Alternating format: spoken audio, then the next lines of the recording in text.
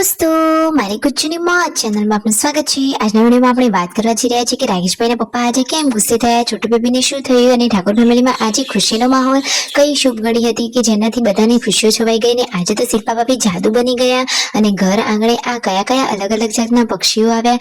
દોસ્તો છોટુ બેબીની સાથે આજે શું ઘટના બની ગઈ બધી જ માહિતી મળશે તમને આપણા આ વિડિયોમાં। મારી ચેનલ ઉપર નવા હોય તો ચેનલને ફટાફટ લાઈક શેર અને સબસ્ક્રાઇબ કરી દો। Full video in Thakor family blog channel દોસ્તો ફૂલ વિડિયોની લિંક ડિસ્ક્રિપ્શનમાં મૂકેલી છે, ત્યાં જઈ તમે આખો વિડિયો વોચ કરી શકો છો। આવી ટૂંકી ટચુકડી લાઈવ લેટેસ્ટ ટ્રેન્ડિંગ માહિતી મેળવવા માટે કરી દો મારી ચેનલને ફટાફટ સબસ્ક્રાઇબ। તો ચાલો દોસ્તો વધારે રાહ ન જોતા આપણે વિડિયોની શરૂઆત કરી દઈએ। તમે વિડિયોમાં લાઈવ જુઓ કે અત્યારે તો શિલ્પા ભાભી વહેલા રસોઈ બનાવવા લાગી ગયા છે। ચોમાસાની સિઝનમાં ફટોફટ રસોઈ થઈ જાય છે અને ઘર આંગણે તો કપડાં સુકાવવા માટે દોરીઓના તોરણ બંધાઈ ગયા છે અને છતાં હજુ તો કપડાં ધોવાનું કામ તો ચાલુ જ છે। આજે તો કેટલા બધા કપડાં થયા છે, અરે વોશિંગ મશીન બગડેલું છે તો ઘણા બધા કપડાં જાતે જ ધોવા પડે છે। આ બાજુ રસોઈ થઈ અને હવે રેડી થઈ ગઈ છે। હવે આ છેલ્લી રોટલી છે, રસોઈ થઈ જાય એટલે હવે શિલ્પા ભાભીની રાકેશભાઈ તો હવે ચાલે ખેતરમાં।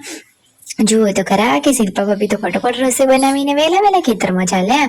આજે તો તેમને શેડ્યુલ બદલી દીધો, પહેલા તો ખેતરમાં જઈ અને આવીને પછી રસોઈ બનાવતા, આજે તો રસોઈ બનાવીને ખેતરમાં ગયા હતા અને ફટોફટ ચારની મોટી પોટલી કરીને ઘરે પણ આવી ગયા છે। અને સંજયભાઈ તો જુઓ પક્ષીઓને ચણ નાખી રહ્યા છે, રોટલીના કટકા નાખે છે અને અલગ અલગ જાતના પક્ષીઓ આવ્યા છે।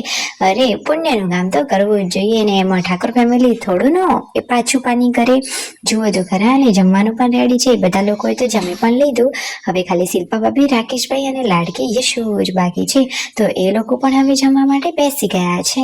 જુઓ તો ખરા કે ચોમાસાની સિઝનમાં તો ફટોફટ રસોઈ થઈ જાય છે ને જમવાનું પણ ફટોફટ થઈ જાય છે। અને જમી કરીને સાંજે ખેતરમાં જવાનો વારો આવ્યો એટલે તેમના પપ્પા કેમ ગુસ્સે થયા? શું શિલ્પા ભાભી રેનકોટ પહેર્યો તો એટલા માટે? અરે ના રે, એ તો તેમના મમ્મીને એટલે કે રાકેશભાઈના મમ્મીને કહેતા હતા કે એ બાજુ તો પાણી ભરાઈ જાય છે તો એ બાજુ તો ખેતરમાં ના જવાય, પરંતુ શિલ્પા ભાભી અને રાકેશભાઈ તો ચાર લેવા માટે જવાના છે, તેમના મમ્મીનો આદેશ છે અને આદેશ તો માનવો પડે ને। બાકી ફેમિલીમાં કોઈ કશું ઝઘડતું જ નથી, બધા લોકો સરસ મજાના હળી મળીને રહે છે। જેન્સુ તો બની ગઈ છે સ્મોલ જાદુ।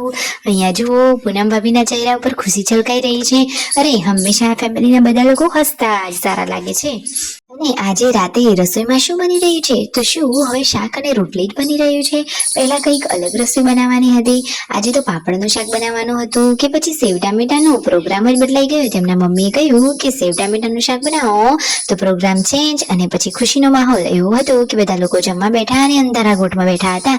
પછી અચાનક લાઈટ આવી તો બધાના ચહેરા ઉપર ખુશીઓ છવાઈ ગઈ, તો લાઈટ આવીને ખુશીઓ લાવી, એટલા માટે આ થઈ ગયો ઠાકોર ફેમિલી માટે ખુશીનો માહોલ એવું સંજયભાઈ કહે છે।